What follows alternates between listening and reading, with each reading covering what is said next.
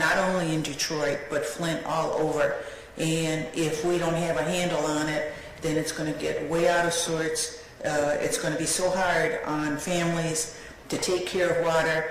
I think that also the representative from the Detroit Public Works Department, his ideas was straight to the point. You know, sometimes you can go to a meeting and you go around the bush on what can happen.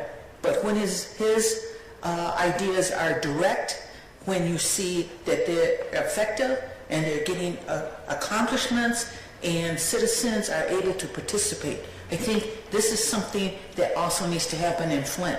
And it takes a variety of segments from the government, from the departments, the administration, all of them have to be on the same page and make it happen. And I think if we can do similar to what Detroit is doing, I think then we have taken a big step in Flint. Thank you, Council Vice President. So the next meeting is set April 7th. So for those who you are participating, and if anyone else in this room would like to attend, just let Stacy know, and the invite will go out to you too as well. So that's that. Moving on, the agenda, we have next the Flint Technical Advisory Group presentation. Dr. Pugh. Good morning again, and thank you for this opportunity to speak to you on behalf of the Flint Technical Advisory Council. You'll hear us use the words council, committee, group, board interchangeably as we are forming. The group began to meet in November, around November 21st, and so we were all hearing different concerns of the community, having concerns of our own. I think I was at the position for maybe about a month and a half. And so we began to meet in November around a broad set of interrelated concerns, and wanted to begin to better articulate what the concerns that we were hearing, the various concerns of the community.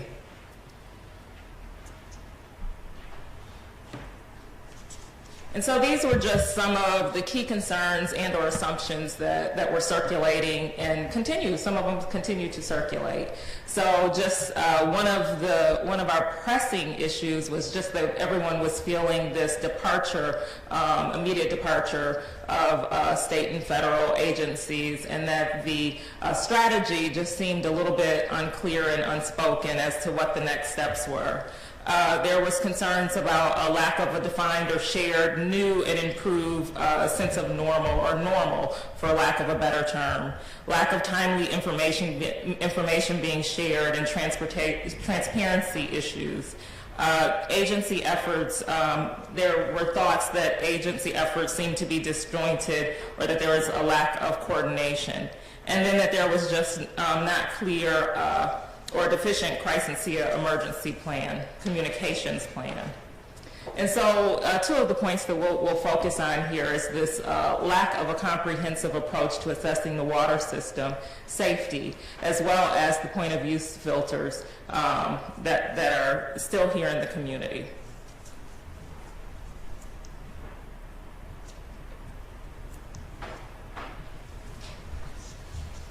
So as it relates to this comprehensive approach, so there's just this increased loading of disinfectants, corrosion control chemicals in the water system. Lack of clarity as to whether the system is healed, sealed, and or reached equilibrium, and how we're viewing that. Then various varying chemicals and bacteria have been found to be at unacceptable levels by different groups that are assessing that. And then just this thought that each toxin and contaminant is being assessed separately. And then that the approach of the scientists as well as the agencies just not coordinated. As it relates to the point of use filters, that the main purpose is for high lead levels, but those filters may also proliferate bacteria pathogens if not used exactly as according to the manufacturer's directions. So that's why the core team obviously is very important. Then there's considerable onus of safe drinking water placed on residents. And then something that was first thought of as a temporary fix now seems to be more permanent. and being supplementing or taking place of what's typically a multi-barrier system. So after having these conversations, we came up with this statement. And the statement basically states that though there are many efforts that are going on in the city of Flint, and there's a lot of progress that has been made, residents and consumers still believe that there's still something wrong with the Flint municipal water and its infrastructure, and the appropriate steps to prove its safety have not been completed and or adequately communicated. So these were some steps that we thought that needed to be taken. And so first, we took a look at how do we form ourselves and continue to work and look at these issues. And so we thought to reinstate what once was a technical advisory council. And so some of you probably know much more about the history of that. So there was once a technical advisory council that was formed under the city of Flint that was no longer meeting and hadn't met in some time.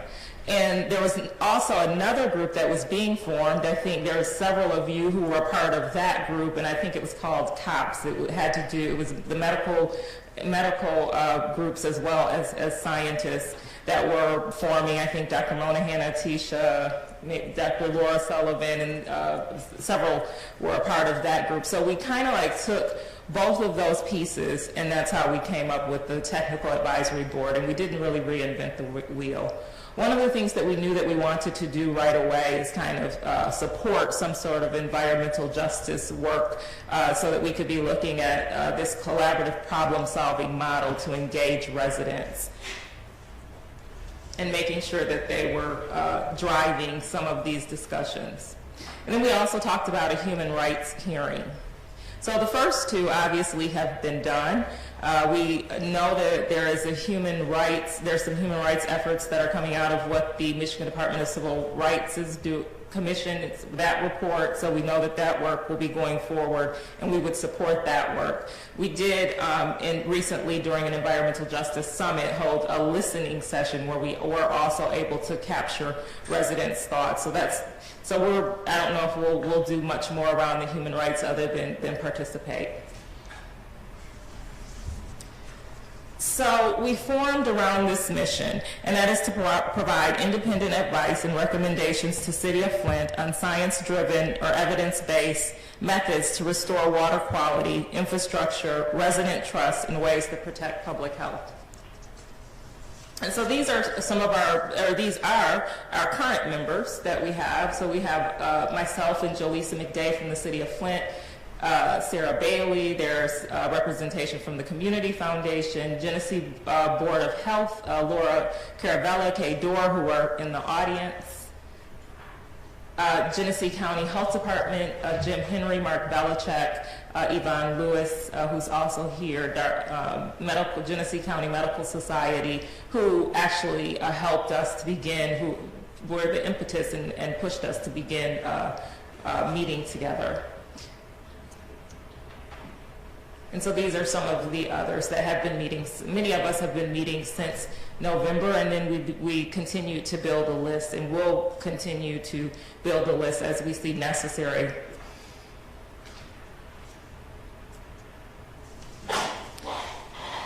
So this was the vision, and a lot of this that right here is information that was already put together by one of the groups that we borrowed from. However, we don't believe in reinventing the wheel either. So these were things that we agreed with. So as it relates for us, we wanted to have some goals, and so around these core values. So environmental justice, again, we've done some of that work already, and that work probably will move forward under a community action committee that is forming as a result of an environmental justice summit that we just had about a week and a half ago.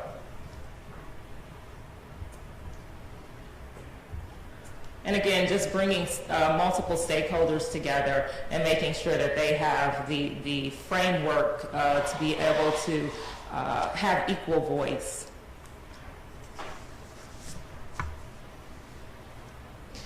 As it relates to science and evidence-based, that core value there, we want to ensure that we provide assessment of methodology used to characterize and manage health of the water system to ensure that it is comprehensive in scope and nature.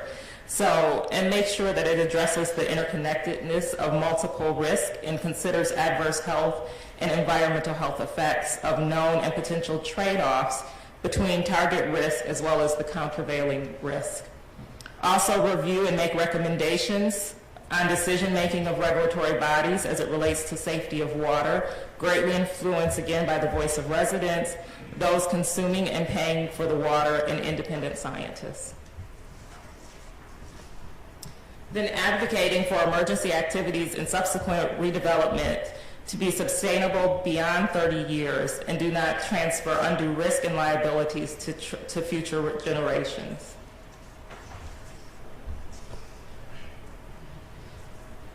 The Technical Advisory Council wants to serve as a trusted and credible voice of information on risk and benefits of intervention strategies around the water crisis, to develop communication plans that are timely and at a level that the general public can understand.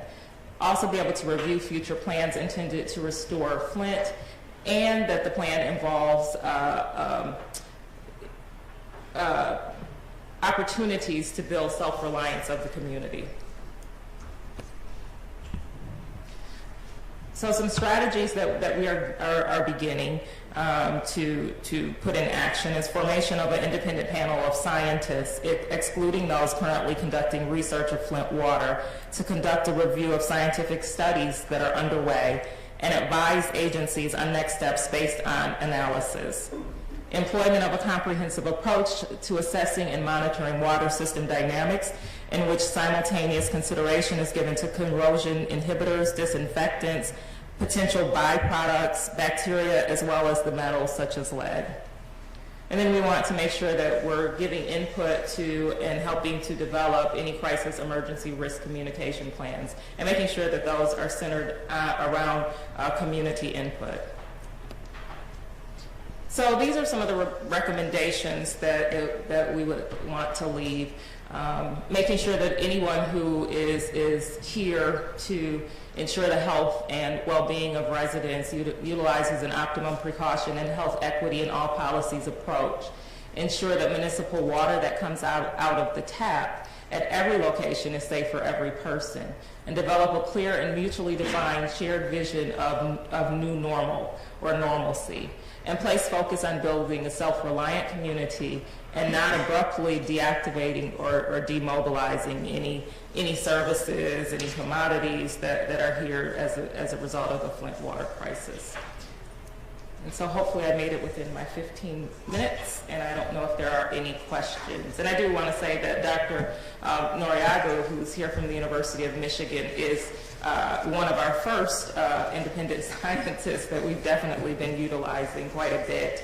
And then there are members of the Technical Advisory Board, as well as folks from here with our recast resiliency in communities after trauma and stress that are here from DC and doing a site visit. So if you all would just stand, because these are all the people who helped to put this together. And it wasn't my idea to do this in black and gold. Dr. Laura Sullivan did that. She set me up here. So if there are any questions or any thoughts or... Any questions from anyone?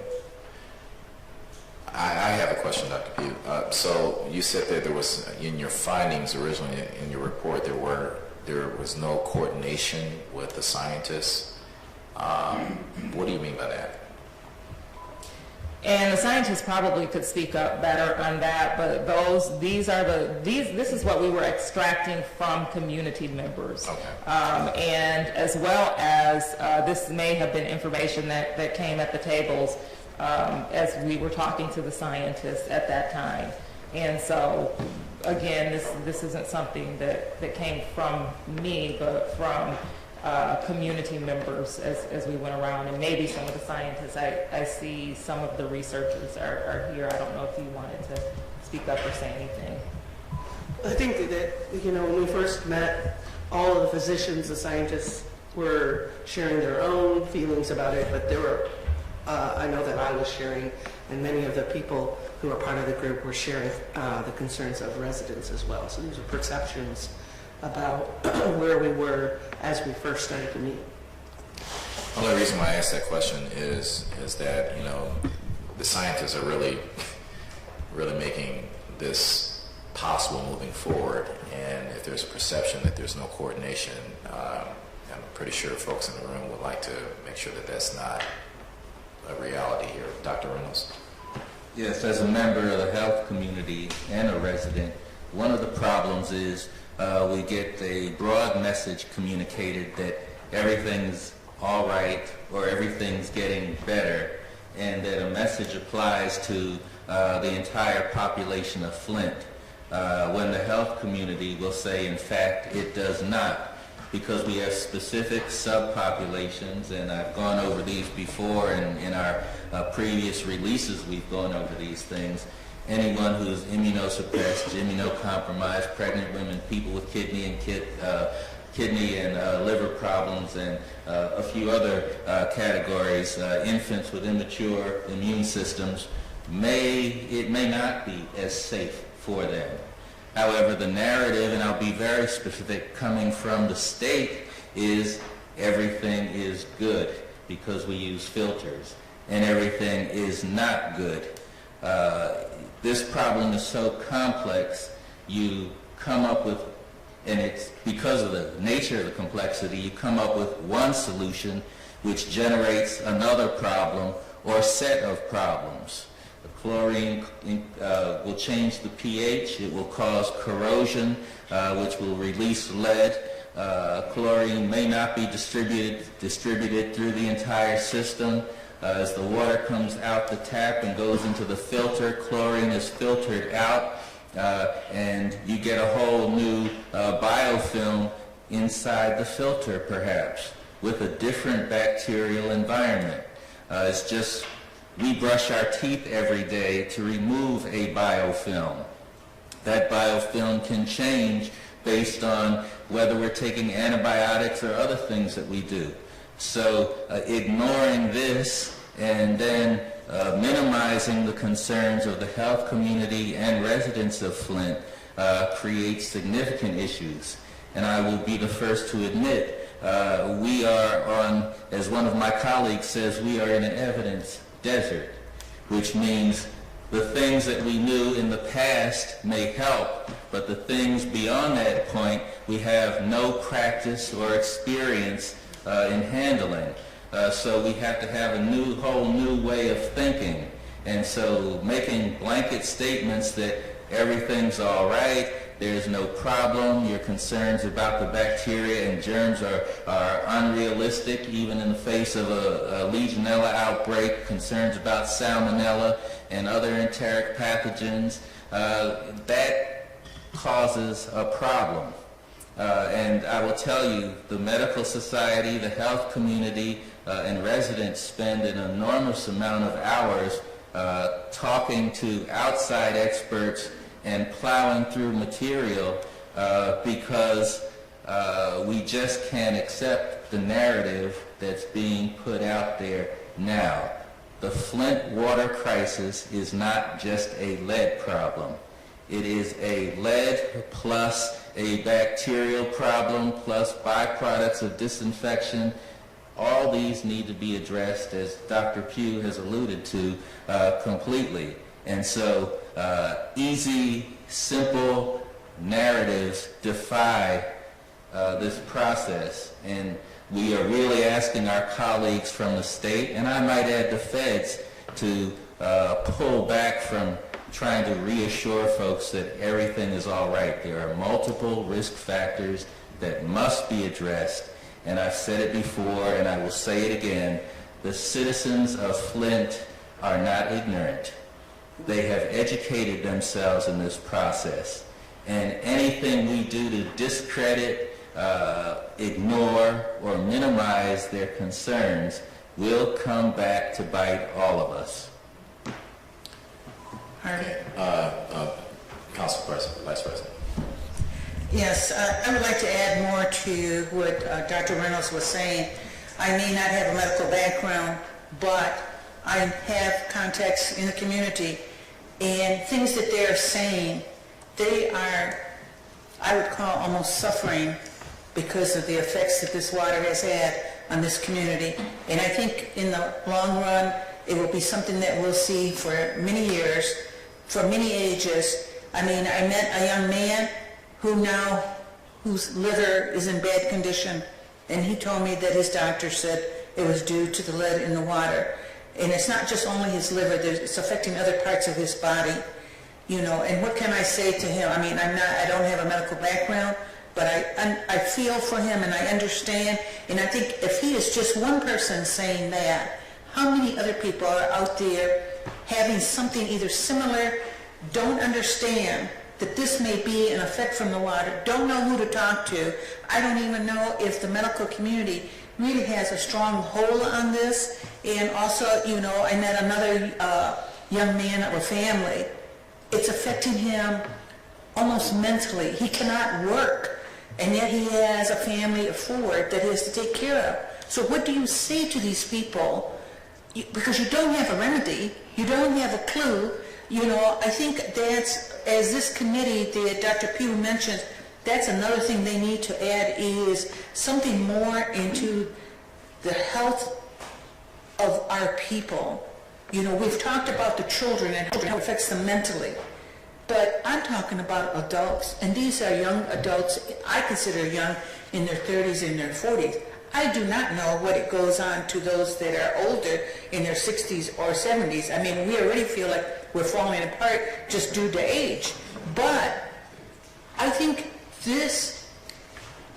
what Flint has gone through for so long before it actually got attention is going to have a very long effect on us. And we need to be aware, and we need to start paying attention, and we need to bring in all segments of this communication area, especially like the medical. I think the medical arena has not yet fully opened their eyes, and I think it's because they don't know how to, or the communication is not there, or they're not at the table. But we need to start listening, and we need to provide an avenue for community residents to share their stories with us. If it wasn't that a couple of people have come up and say something, I would not have known. But to me, I always believe when you start hearing a few, that means there are more out there. And we need to start opening that door to hear something we know we don't want to hear, but these are people, these are people's lives, and we still don't know what it's going to have on the rest of our generations. Thank you. Okay, thank you. Thanks, Dr. Pugh, for the presentation, and look forward to more out of this. So we're going to move on. We have a review of the executive order, and this is just a touch or a checkpoint on where we are. You have at your seats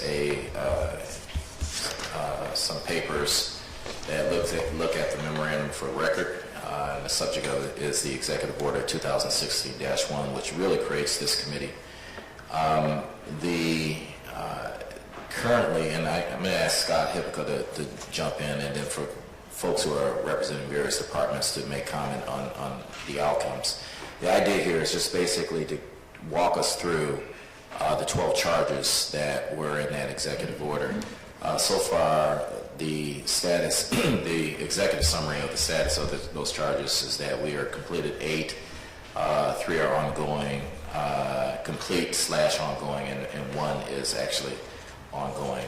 If you turn to page number 2, and we'll just walk through the charges and have whatever discussions or questions come up from you. Starting at the bottom of the page of 2, where it says number 3, charge number 1 is to create an incident action plan designed to assist the state and local authorities in restoring safe drinking water to the residents of the city of Flint. And that status is ongoing. And you can see the summary response on subsection B of that particular charge. Any comments on that one? Okay, moving on to the next charge. To review recommendations made by the Flint Water Advisory Task Force and propose statutory, regulatory, and contractual actions necessary for implementation of such recommendations. We have that listed as ongoing. 6 of those recommendations have been completed. There are 6 that are complete ongoing, and the ongoing in progress, there are 23 assigned to to the state, and then there's the 9 tasks that were referred to external agencies and departments, and that was what Scott had mentioned in his presentation earlier. Any comments on that? Okay, so that's the plot of recommendations. You remember we took a vote on that last year. Charge number 3, identify staff with competencies in emergency planning, operations, finances, outlined under the National Incident Management System to work with the coordinating committee to track requests and document progress on the action plan, and we have that listed as completed. The 4th charge is to establish a standard process for sharing pertinent information between all members, including the use of NIMS and Unified Incident Command as appropriate, and we have that as complete. All right. 5th charge, to establish routine communications and protocols at the local, executive, and legislative levels as appropriate. We have that completed. Now, if any of you who are members have any concerns with this, just kind of state as I'm walking through this stuff, and we can go into further detail. Charge number 6, establish a public information protocol to effectively inform the community. We have that complete. I'd be careful with that. Okay. Can you expound? With what I just communicated, this process defies simple explanation, and there has to be clear statements and updates of what we don't know as well as what we do know, and those issues are not clearly addressed. So we need to work on that. Anybody want to make a comment from Scott Hippica or anyone else in response to that? I'd like to make an observation, if I could, Harvey. Go ahead. Let's remember that the executive order was passed back in January, or was issued back in January of 2016. So there was more of a focus on response and immediate recovery at that time. And a lot of these charges specifically go to the status growing out of that time. And that's why they see, for example, continuing references to the state EOC throughout a number of these.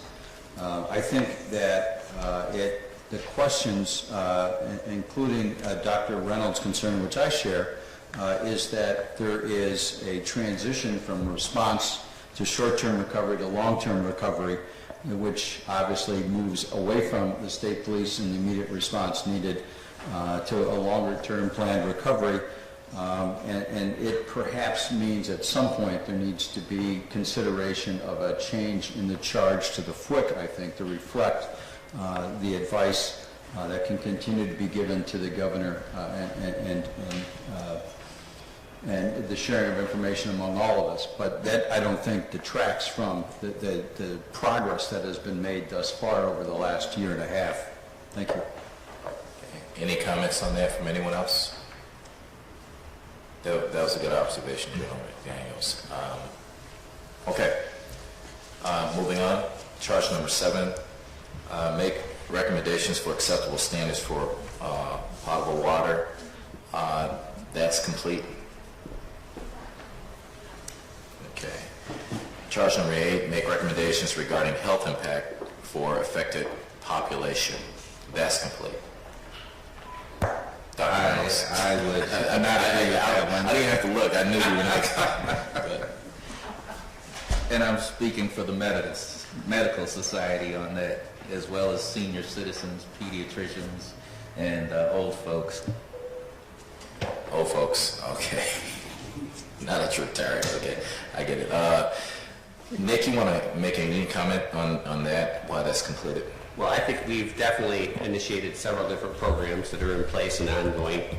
There's always room for improvement, and we certainly listen to what Dr. Reynolds has to suggest. And again, I think from a health perspective on this, with the Medicaid expansion for Flint residents in place, with the case management that's in place, with the services we provided for behavioral health, with the child mental health and health centers, and the many other things we've certainly recommended and initiated, and they're working on these programs in an ongoing fashion. But these are going to continue for years to come, and we will certainly work with anybody who wants to work with us to make improvements as we move forward. All right, Mr. Jones.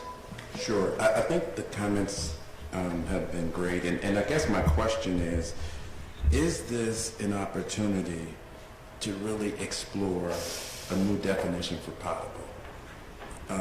Certainly what Dr. Pugh has highlighted in her proposal or in her presentation talks about some of the bacteria that's growing in water. And so I would ask the question, is this something that this committee wants to recommend?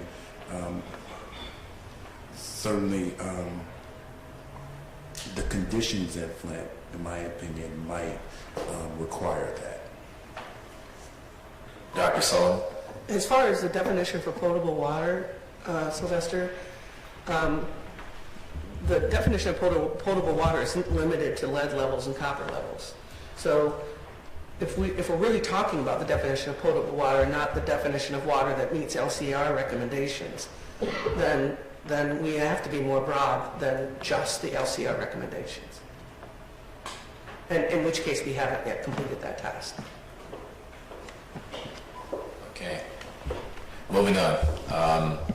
Hey, Harvey, I'm Yes, sorry. So I just go want ahead, to clarify this as I'm trying to capture some things. So are we saying that for 7 and 8, we're proposing that we modify those to say ongoing or complete ongoing? I just want to make sure I'm capturing. Well, yeah, so you're taking notes, I'm taking notes. So for 7, I heard a recommendation that we look at potable and to make sure that everyone is on the same page. And for 8, according to Dr. Reynolds, I believe that this is probably should be ongoing and not necessarily listed as complete. But I hear what Nick is suggesting, that the charge was to make recommendations, and those recommendations have been made, but you feel that those recommendations may not be sufficient. Is that what I heard you say? In a constantly evolving situation that has yet to be resolved, as General McDaniel alluded to, we've gotten through the emergency phase, and now we are in the stage of rebuilding that will require continued updates. Okay, great. Is that acceptable, Nick? I think the changing to complete ongoing is definitely appropriate. I think the reference that Dr. Reynolds made to an evidence desert, there's certainly going to be many things that we've learned here that were not evident or known, in any water systems across this country. And I think that we need to keep, this in mind as we move forward. And of course, as we learn from looking both at the past, we got to apply those lessons here to the present and make sure that these programs are working as effectively as possible. Okay, all right. Can I jump in, please? Yeah, General. So, Harvey, you and Nick also raised a good point. It's somewhat of a semantic point, but the question is, are we only making recommendations, or does the FWICC have some authority to oversee the implementation of those recommendations, or to assure that the implementation is done? Is that part of the tracking that will be done at least? So the FWICC doesn't have authority on ensuring the implementation, but what this body does is that if the body feels that the implementation is not sufficient or lacking, it makes a recommendation to the governor. It advises the governor on that, and the governor will have to exercise that authority to implement. Thank you for that Did I get that right, for all the legal beagles in the room. Okay. All right. Okay, so moving on. Charge number 9, assess the status of infrastructure and determine feasible actions to upgrade the system. That's complete and ongoing. All right. In part, just for those who are listening, because this is the infrastructure piece, why would we say complete and ongoing? Scott, can you just share the complete side of it? It clearly is ongoing. So when we say assess, so this is obviously, as Dr. Reynolds identified, the process of establishing essentially a protocol and then moving forward from that, so establishing a baseline. So in the case of assess the status of the infrastructure and determine feasible actions to upgrade the water system, that's happening through multiple discussions with the DEQ. I want to stay in my swim lane here. I'll defer to Keith and to George and Bryce in a second, but in terms of how we looked at, when we looked at the term complete-ongoing, we wanted to make sure that we addressed the activities to date in all the different categories, but yet identified that there were still efforts to be made as we interpreted what the charges were, if that makes sense. And so as we looked at the action to the outcome, which is a big part of my world, as you know, as the PMO for all of this. So hopefully that clarifies, Harvey, your intent with the question. I'll defer to George, Bryce, or Keith relative to the actual identification of what's been done. Just a brief comment on nomenclature. So when you say complete ongoing, it implies that there are several actions within that task. Some of them have been completed and others haven't been. If you say it's ongoing, I'm assuming then that the entire thing is still in flux.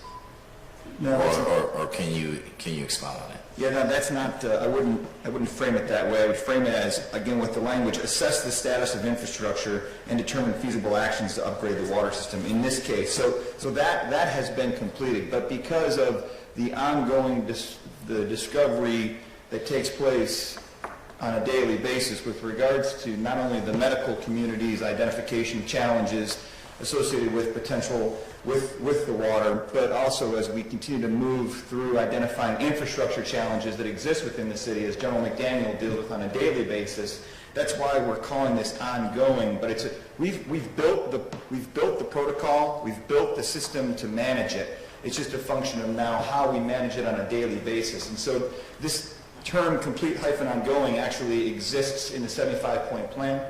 It exists in this document, assuming this group would be okay with the terminology associated with that, and it exists in the Flint Water Advisory Task Force because of the framework that's been identified in those various documents as an action to an outcome.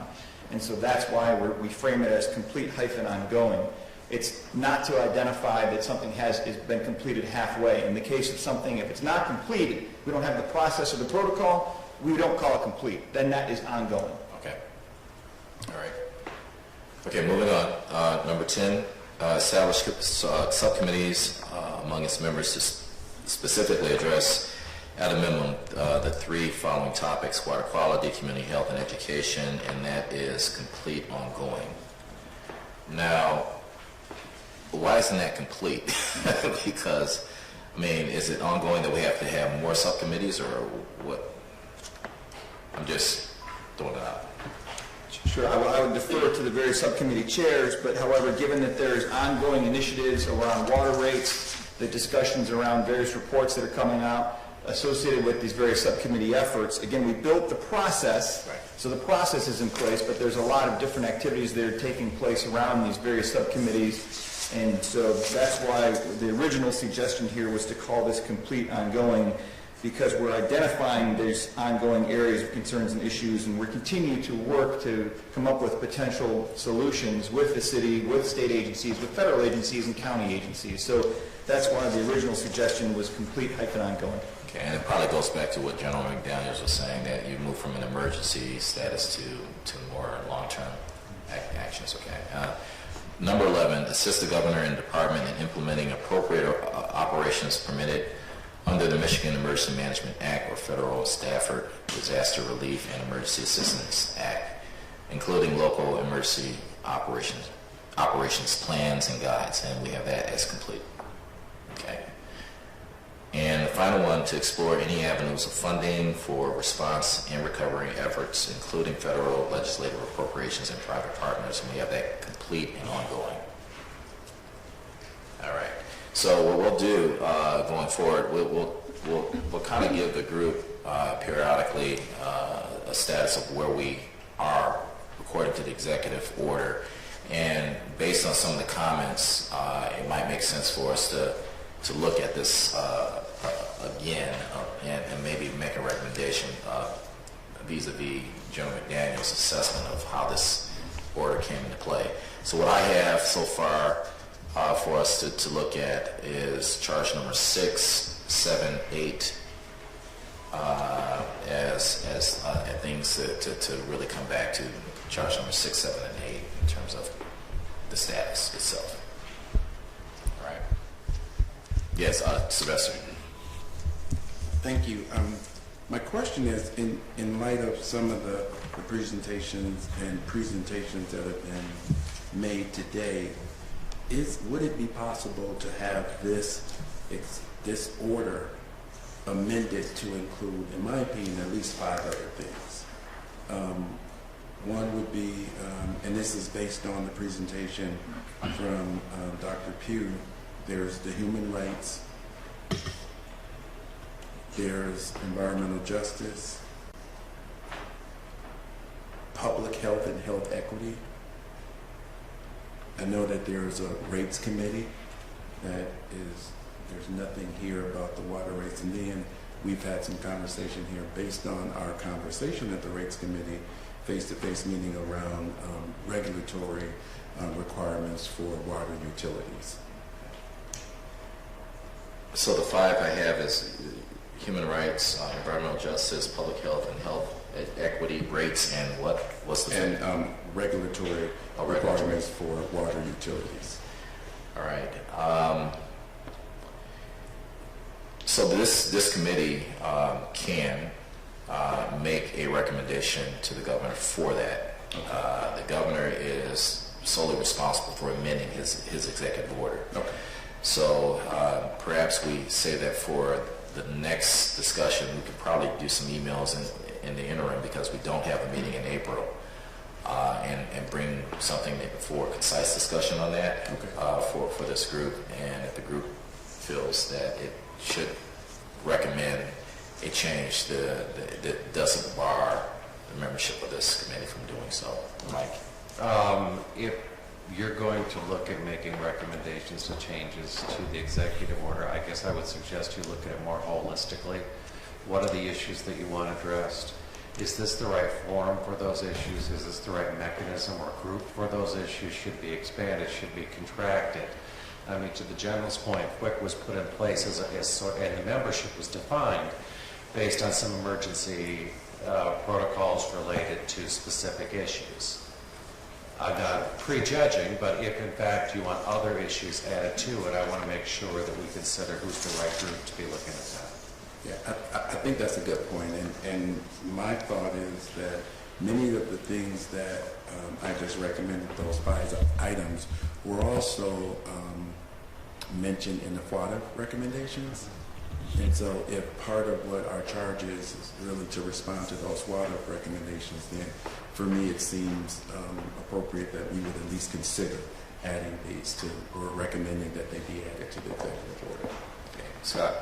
So because those, and to your point, sir, I was going to actually articulate, because there are, as you indicated, some of these are already in the advisory task force report, so it could be a little redundant to have them in multiple locations, because they are being examined through the FWICC. I would defer to the policy experts in the room. The water rates, by way of example, that is a committee that was established through the FWICC, and so I can denote that in the notes on this. When it talks about the summary response, I can describe that committee as well and just add that, because that is a subcommittee that was created, and we don't necessarily need to have that as a standing item to be considered to be added per Mike's point. Same thing with EJ. Obviously, that's a FWICC recommendation, but we can do a little bit of analysis and come back to the group, and if we wanted to maybe figure out how we could nest those inside of some of the pre-existing actions to date. Last comment, I mean, in the list of things you want to consider be added, I mean, remember, some of these issues are of statewide implication. EJ is what immediately came to my mind. The governor's already formed a work group on environmental justice that has a Flint resident as a member with the same sort of issues. There are EJ issues that have arisen, not to discount any EJ issues that have arisen in Flint, but there are EJ issues that have arisen in a number of communities around the state that we're trying to look at holistically. As you're sort of putting together a list of what you want the group to consider, we have to be careful about duplication of effort and what's the value add. Okay. So obviously we have more discussion to do with this one. It could be recommendations, not necessarily to modify the FWICC, but basically to do something that's already either in play, or, for example, you take the regulatory side. Maybe it's a task that we recommend to the governor for the MPSC to actually undergo. So there are different groups that can actually handle some of these things and get to the same outcome. And because we do have one of the primary goals is model for statewide implementation, we could easily nest some of these activities underneath that model for statewide implementation, and that would address, that way we could more effectively track that and create and shape the outcomes against it as well. Okay, so we are 4 minutes over, so we're going to wrap this up, but I just want to make mention that the next meeting is on May 19th in this room. Due to a ton of scheduling conflicts and from a lot of folks in this room for April, we canceled the April meeting. And with that, would it make sense for us to go to a bi-monthly schedule as opposed to doing it every month? Do I hear any concerns if we decided to do that? Okay. So what we'll do, May will be the next meeting, and then June skip, and we'll go to July. So we'll start bi-monthly there, starting with May, or actually starting with next month. Serendipitously, we don't have a meeting next month. So next meeting will be May, and we'll go to a bi-monthly schedule. And if an issue comes up that requires a meeting within the following month, that doesn't prevent us from actually having a meeting. So I just want to be very clear that this is not a scale down, but given the stuff that's already in motion, we just want to respect everyone's time here. So if you feel that we need to have a meeting in June, this group can actually make that recommendation. Okay. So with that, any other concerns before we wrap? Okay, seeing none, thank you for your time. We stand adjourned.